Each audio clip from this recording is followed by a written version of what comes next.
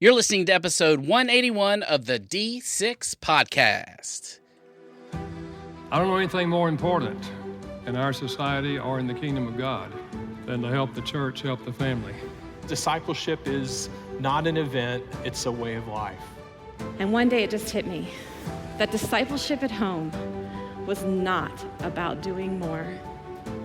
It was about inviting Christ into what we were already doing. The goal of family ministry is not families sitting on the couch holding hands and singing Kumbaya. The ultimate goal is families that love God, love people, and make disciples of all peoples. So that's why you're here. You're here to say 1 hour a week, as significant and as awesome as it is, we know that it's not enough, and we want to be intentional with every hour. You're listening to the D6 Podcast. Here's your hosts, Ron Hunter and Jeremy Lee. This is the family ministry podcast that helps you connect the church and home. And Ron, last week it was the family podcast that in a wonderful way just went off the rails. It did. We were expecting Keith, our guest today, Keith Coast, to be a part of the episode, and we got to talking about pastor appreciation and the pressures and the difficulties that our ministry leaders face. And man, we went down a path that I hope people will go back and listen to it. Yeah, if you missed that episode 180, go back and check it out. It'll be profiled on and indexed on the website, easy for you to check out. And I hope that is beneficial to you. But today, Keith, we actually are going to get to you, my friend. We are. Keith Coast is he's a comedian and illusionist. I have great history with Keith. He is a friend. He's crazy. But you know, he's crazy, but I love him. Here's what I like that you're bringing today to our audience. We've been focusing on different angles of pastor appreciation. Last week was a little more heavy, a little more serious as we dealt with the challenges, the mental illness, the depression, the anxiety of a ministry. Today we're going to talk about communication and creativity. He's actually just finished up in-house residence in Branson, Missouri. He's opening up for one of the stage shows there. So he's like that. Oh my legit. goodness! Wow. He gets compensated a lot for his ability to come into kids camps and youth camps and I knew that. And so what I did for you guys as our listeners is I basically said, you have to give me all of your illustration ideas and verbally say that our listeners can steal them from you. That's right. He did all of that for us. He was super generous because guys, some of the illustrations he pulled off, he knows how to make an audience of children just drop their jaw. And he did he threw out some really cool stuff. So I think you're going to get your pen and paper ready and be good little thieves today because you have permission from him to steal his stuff, and he's got some good stuff to offer. That's right. And you know, it's Jesus calls people's jaws to drop. You know, he used illustrations. He communicated in that way. And we just got to learn from those people around us who know how to do that can take a serious point but drive it to a creative, memorable moment. That's right. And while we're talking about gifts, you guys give a free gift every week. And this is going to be one of those times where we one of the purposes of our podcast is to make sure our listeners know what you guys are producing because y'all work hard on it. And you don't put anything out unless it's excellent. And you guys, and everybody who does any kind of resourcing is going to, at some level, give something away free. That's right. Yeah. Because it's kind of like going through the food court at the mall when they give you the free chicken nuggets that are full of germs. By the way, I know you're a germaphobe. That's right. But and the handoff. But no, you're exactly right. And I think that this free item, this complimentary item, fits the same thing that Keith is going to share with us today. Is we do not want to be the only great communicators of truth in the gospel. In church, we want to help our parents do it. And Splink is a way to do that. It is a weekly email that we send out on Tuesday that gives parents 3 creative ways to communicate a teachable moment to their kids. It could be something that's an illustration. It could be a craft. It could be an activity. It could be a recipe. It could be talking about something that's gone on in the world's culture. But it always answers a major question on our kids' minds. And that's what it's there to do. And so we're just helping the parents to do what Keith is going to help our ministry leaders do today. Now, do you know, I mentioned this in the interview, but I haven't told you this. Do you know what Keith was doing when I used to tour with Keith? Ah. I was the preacher. I would come up at the end, but Keith was the entertainment. Yes. We did something called Kids Conference. It was really fun. But Keith, his shtick is something that I know you're planning 2020 D6 conference as we're speaking. Yeah. By the way, people can go, if we're going to just plug, let's That's plug right. D6conference.com. You can go jump in and grab your ticket. That's right. And as long as you register one more person in your church, you can enter the code Bring My Boss, and all you ministry leaders, senior pastors can come free. Boom. There you go. Anyway, but here's my idea for you. Yeah. Why don't you talk about stealing Keith's deal? He would always climb into a 6-foot balloon and inside of the 6-foot balloon do the chicken dance. Now think about that. Let's all just imagine Ron coming out for his keynote at D6 conference and getting a big leaf blower and blowing up a 6-foot balloon, crawling inside and doing the chicken dance. Who's with me? Oh, no. Let's create a hashtag Ron does the chicken dance. That's hilarious. So you just pray about it, Ron. Just pray about it. He's doing it. Guys, he's doing it right in front of me. But all joking aside, the man in the 6-foot balloon, Mr. Keith Coast, you can't take that. You can't do that because only Keith gets to do that.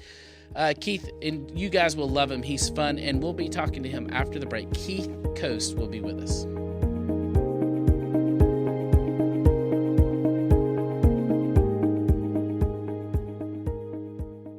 Splink is a simple way to help families in your church link together spiritually. It comes as a free weekly email with ideas that parents can use to have fun, make memories, and talk with their kids. Those teachable moments give moms and dads opportunity to share spiritual truths and life lessons. And no matter how busy life is, there's always time to Splink. Share d6family.com with the parents in your ministry so they can sign up today to start receiving free weekly Splink. Ladies and gentlemen, welcome to the D6 podcast with my friend Keith Coast. Guys, I don't know if you've ever heard of Keith Coast, but if you are listening to this, go ahead and I give you full permission. Pull up an extra tab on your computer if you are at a computer.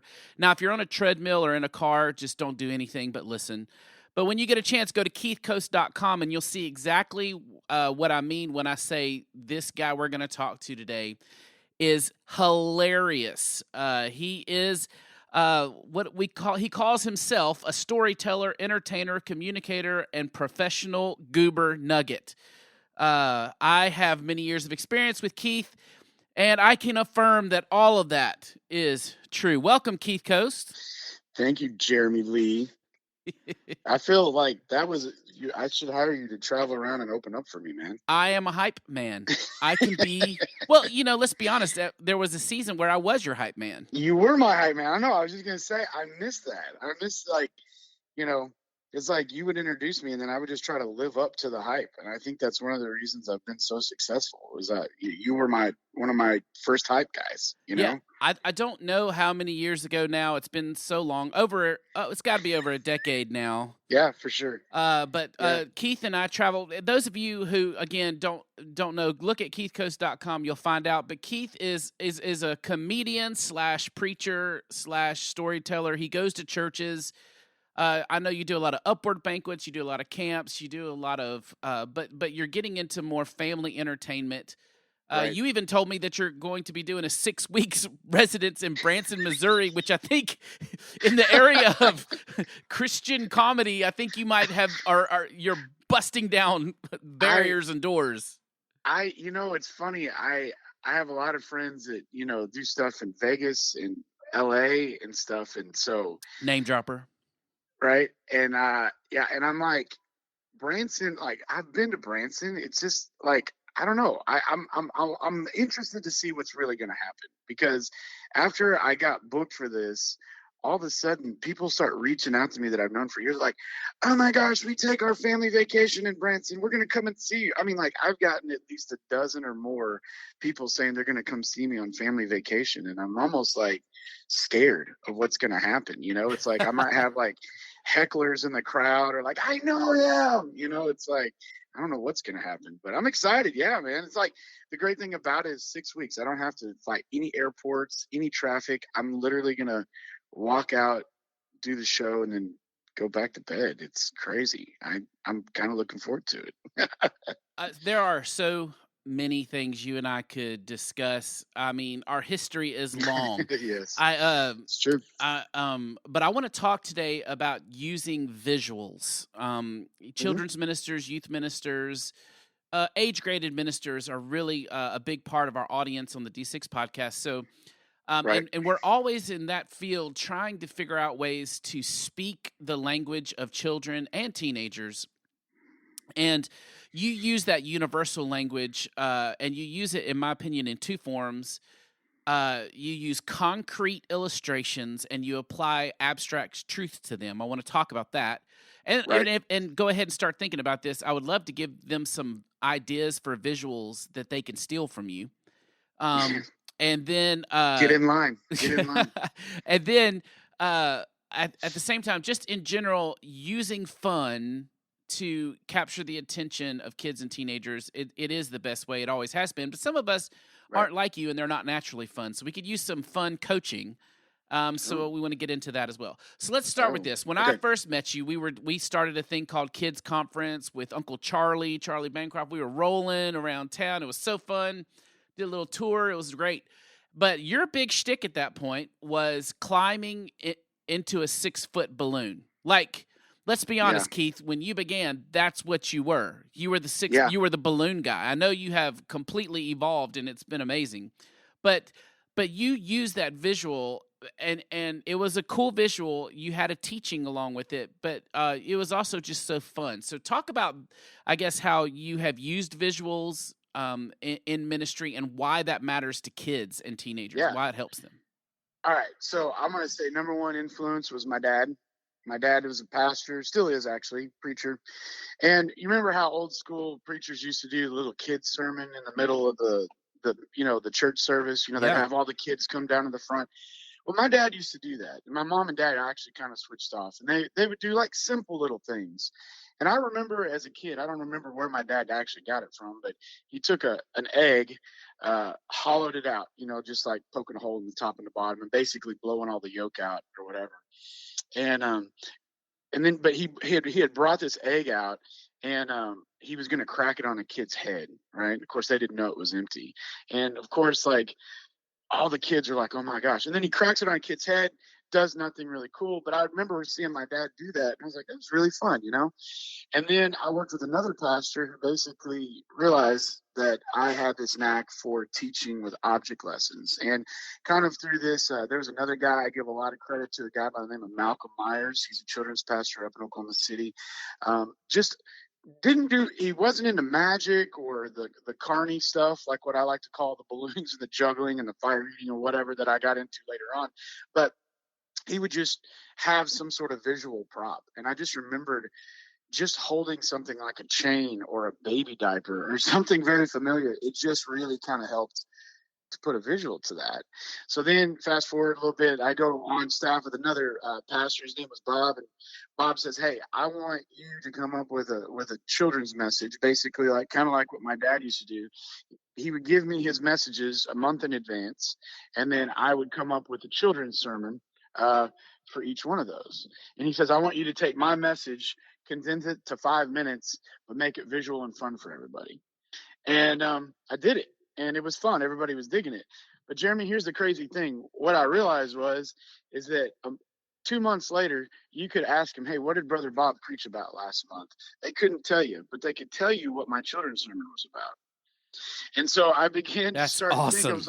I was like, and that's nothing to say that my pastor was a bad preacher. He wasn't a bad preacher at all.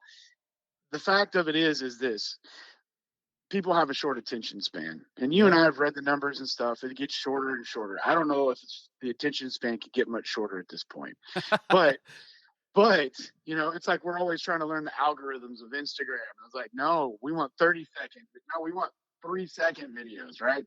I'll be the first to admit, when Vine came out, I was like, no, I'm not even participating in this experiment. It's hard enough as it is. But people's attention spans are short, so you got to get in there. And so my speaking style is highly visual, but keep it as simple as possible. So like right now, I'm in camp pastor mode, so I'm giving like 2 messages a day at 5 days a week during a camp. Well, the thing about that is that I've only got say 20 to 30 minutes, so it's got to be visual, impactful, but it's got to be simple enough for a kid to understand. And if you can do it simple enough for a kid can understand, these are the words of my father. He said, if you can make it simple enough for a kid to understand, then everybody can understand. That is so right? true. We need to mark that one. Everybody, this is big. If we can make it simple enough for a kid to understand, we can make it. That's simple enough for everyone to understand. For sure. So true. For sure. And it's. I think being relative. I think one of my biggest pet peeves, especially with what I do, are everybody. It's like, I didn't even know this was a thing, Jeremy, that like some preachers preach other preachers' sermons. I didn't even know this was a thing. Like somebody had told me they were preaching Stephen Furtick's messages. And I was like, what are you talking about? Like who does? I mean, I'm just like, I guess it's because I'm a creative person. I'm like, I like to do my own stuff. And so I'm always looking for new things. And I tell people, use your creativity. And I guess the catchphrase I like to say to people is that the Creator created his creation to be creative. And you are creative. You just have to use it, Mm-hmm. And I can't reach your kids the way that you can reach your kids because you're there with them on a daily basis, And so for me, I'm kind of going into different situations, hoping that it kind of works. And it does. But yeah, you just kind of gotta stay relevant. Did I say that right? It's too early still. Relevant? Yeah. Relevance. Got it. You got it. To culture. So I got, this is a good case in point. Talk about creativity. Last summer, about 3 weeks for camp, inspiration struck. Holy Spirit gave me an idea for a message using the Infinity Stones. I'd just seen the Avengers Infinity War. If you haven't already seen the movie, there are spoiler alerts in this, what I'm about to say, but you've had over a year now, so I don't care. The thing is, Infinity Stones, right? There's like power and time and space and all these different things, right? And I'm like, oh my gosh, these are relatable. And I had like kind of a message. I could have honestly done a message for every one of these stones, but I decided to make it one message. And so I made these Infinity Stones, the Infinity Stones for your life. I had a verse to go with each one. It was actually really good. And then I justified an eBay purchase of an Infinity Gauntlet, right? the Marvel Legends Infinity Gauntlet. I grossly overpaid for it. And but I used it as a visual. Jeremy, have you ever like done a message before and you're like, man, this is going to be rough because like I haven't done it before. You need time to work out the kinks or whatever. But it honestly, this message kind of went against the grain of me like keeping it simple because normally for a message, I take like one illustration, one verse of scripture or whatever for a message, right? And make it simple. The problem was there's like 5 Infinity Stones. Yeah. Right. So it's a lot of flipping around. I'm like, these kids, man, they're not going to catch it. Bro, the first time I gave the message, I was blown away. They knew what the Infinity Stones were before I even pulled it out. Like, they knew the colors. Like, I was like, this green one. And they're like, time. And I'm like, yeah, time. Yeah. So I'm like, I had to double check. These kids knew it because Avengers Infinity War for our culture in North America was huge, right? It's the Star Wars for our kids. It's Star Wars. Our Star Wars for them. Exactly. Don't get me started on Star Wars. All right. So anyways, so that's going to be like a rabbit we're going to chase. So anyways, I did this message, and out of all the messages I did, that was the number one most well-received message that I did. But for me personally, I was kind of like, oh man, it's too all over the place. It's too much information or whatever. I have parents still a year from now and saying this summer that their kids still talk about that. But here, get this though. I got flack for it because apparently I went to another camp a couple weeks ago and they said, we got a lot of flack from this one particular church because of an illustration you did. And I'm like, what?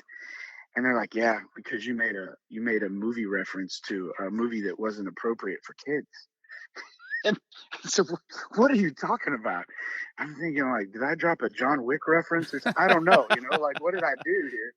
And no, they said it was your Infinity Stones message. And I'm like, what? And they're like, well, it's rated PG-13.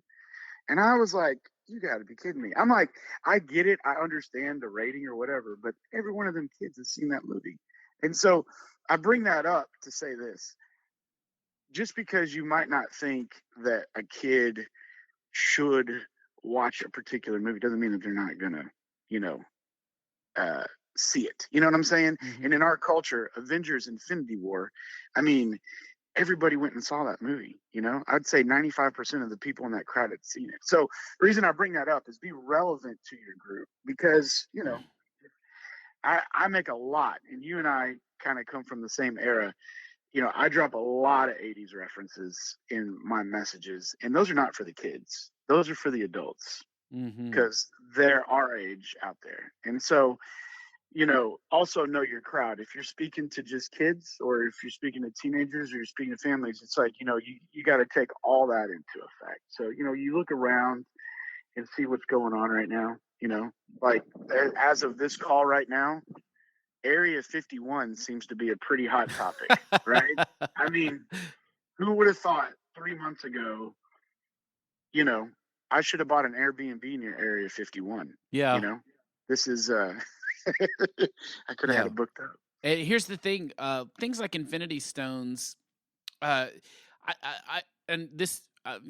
I'm not trying to ask you to speak on what's developmentally appropriate for a child, but in the end, until they fully transition into an adult brain, the best way for them to understand abstract concepts is for it to be attached to a concrete object or symbol, something that they can see, hear, feel, and touch.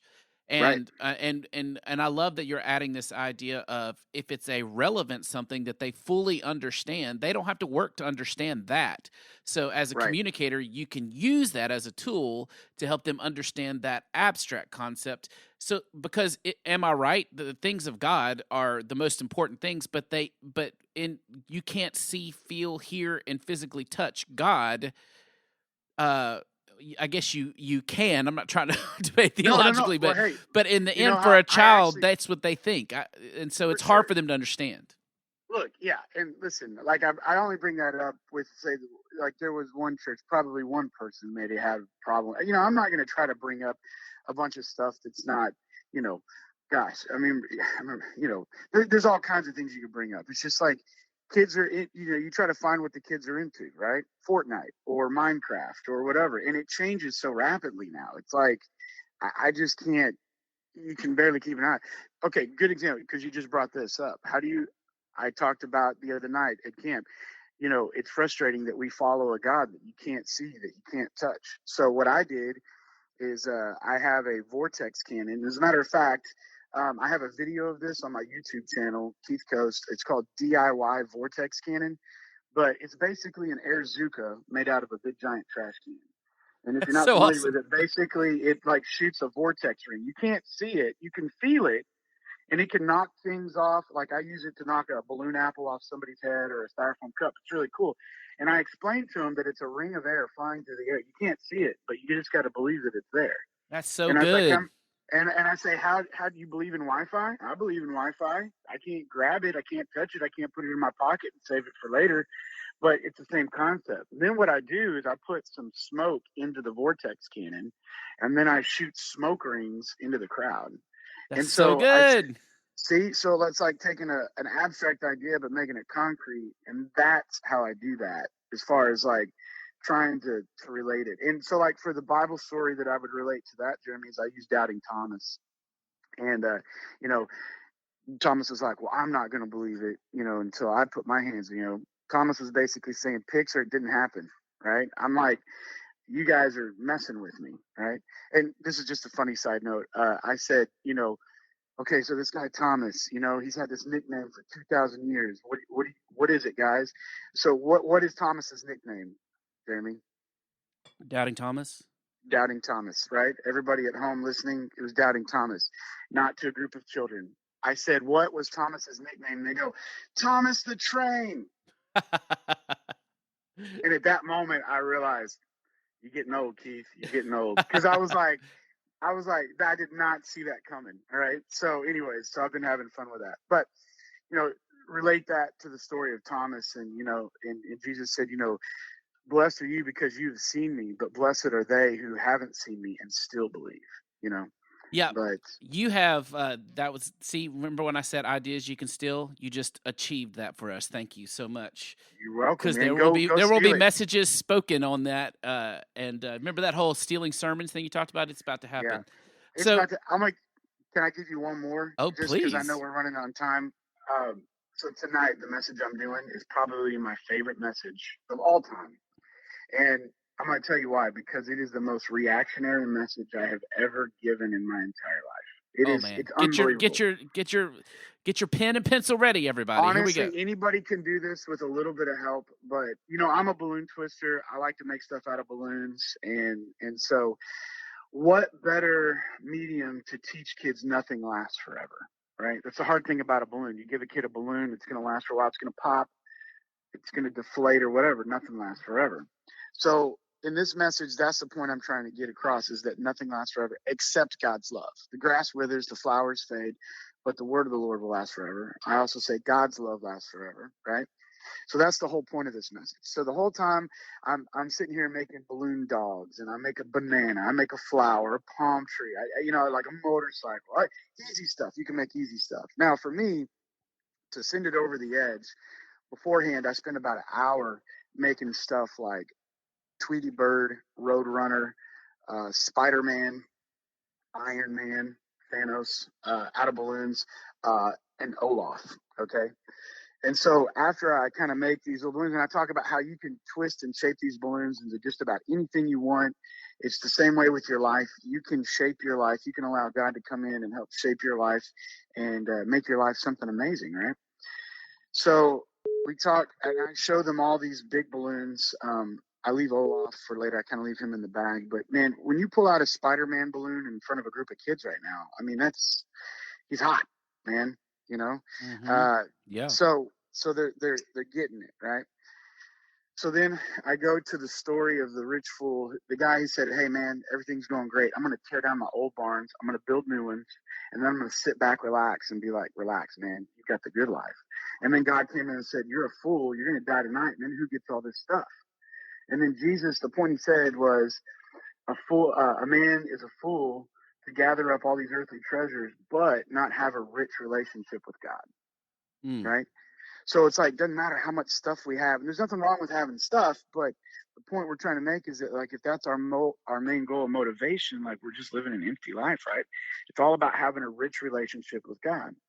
And I said, the thing you got to realize is that nothing lasts forever. And so then I take the balloon flower, and I was like, flowers come in the spring, but in the fall they start to die. And then I take a pin and I start to pop. And at this point, the kids are like, no, because they think I'm going to give all these balloons away, right? Yeah. And I start to pop every single one of these balloons. I pick Crushing dreams for Jesus. Way to go, Keith. Crushing dreams. And let me tell you, it's hilarious because the kids are screaming at the top of their lungs, and the adults are laughing hysterically because it's funny, because it's a great point, but it's like these kids are like, I thought I had a chance at getting this balloon. I take a heart balloon. I was like, somebody's gonna break your heart. I break it. The dog. My favorite dog. He was only with me for a short time, but nothing lasts forever. And then you get to the big balloon, Tweety Bird, Daffy Duck, Roadrunner, right? And when I get to the Spider-Man balloon, at this point, I see kids like sometimes crying, okay? And I'm okay with making the kid cry at this point, Jeremy, because it's a part of the experience, right? And I hold the Spider-Man balloon up and I say, Mr. Stark, I don't feel so good. And then I just start to pop them. And then the kids are like it. We have to have like stage management to keep kids from like rushing the stage.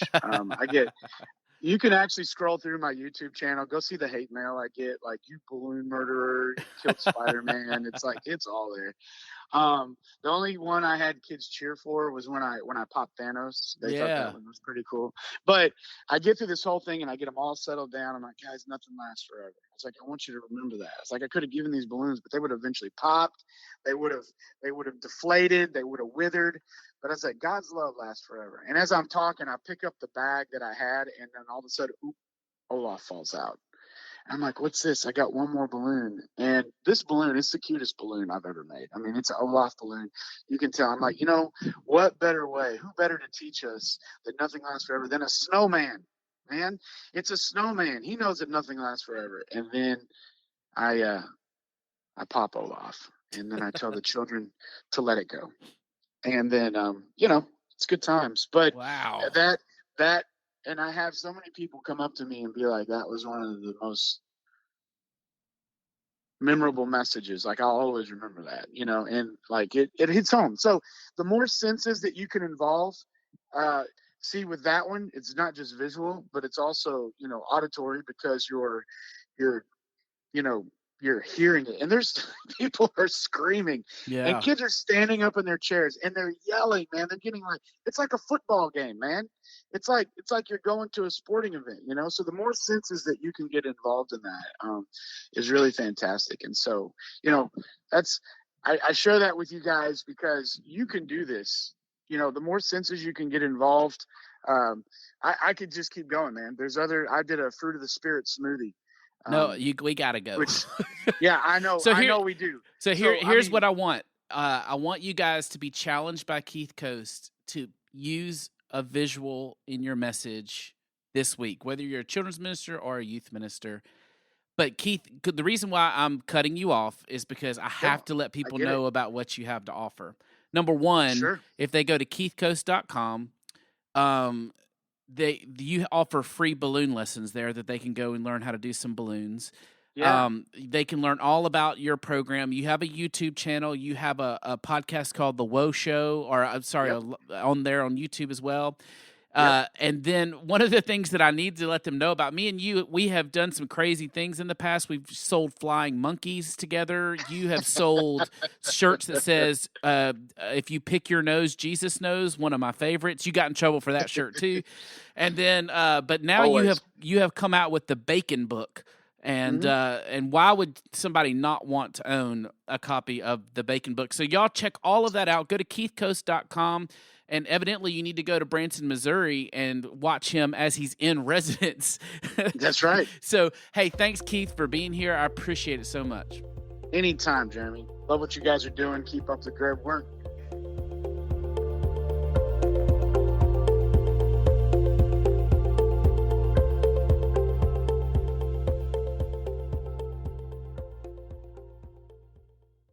Well, our thanks go to Keith Coast. I told you he was funny. Absolutely. Our audience should just be enjoying this Pastor Appreciation Month and what we're bringing. It's quite a myriad of topics we're bringing them. Keith, thank you for that. Yes, Keith, and I hope you enjoy when pastors all across the nation are preaching your sermons and you're completely regretting giving your original ideas to us. I just want to say thank you, my friend. Oh, man. And, hey, while we are chatting about all of these things, we talked about Splink. I just want to follow back up. Where they get Splink on your website, right? Oh, yeah. You can go to d6family.com, and then underneath the tab D6 Family, you'll see it listed in one of the items. All you're going to do is give us your name and email, and every Tuesday we'll send out those 3 items. And again, it's for primarily parents of children. And if I were you, I would go to all the parents in your ministry and ask them to sign up, and just one more way to help them continue to connect. Beautiful. Speaking of connection, next week I want to connect you guys to another one of these guests that I like to refer to as diamonds in the rough. These guys that are incredible, have long history of amazing things that they've done. But the one thing they're not great at is self-promotion, and I want to get their names out there. And Tim LaVere is one of those guys. Tim is a PhD. His wife Tasha is a PhD. They will value education and learning for sure. Tim and Tasha, they are such a joy to be around. I've been in their house. They're just great friends. But they are believers that yes, they'll help other ministers, but they are going to always be in local ministry. They're just sold out to it. And they're currently at a great church in North Carolina, and they are just wonderful, wonderful folks. And Tim has co-authored a book with Kurt Johnston out of Saddleback. He's just a great guy, and they are launching great family ministry in their church. And we talk more about that next week. Tim LaVere, we think you're going to love that. So come back and be with us. We hope you guys have a great week of ministry. You've been listening to the D6 Podcast. You can learn more about D6 at d6family.com.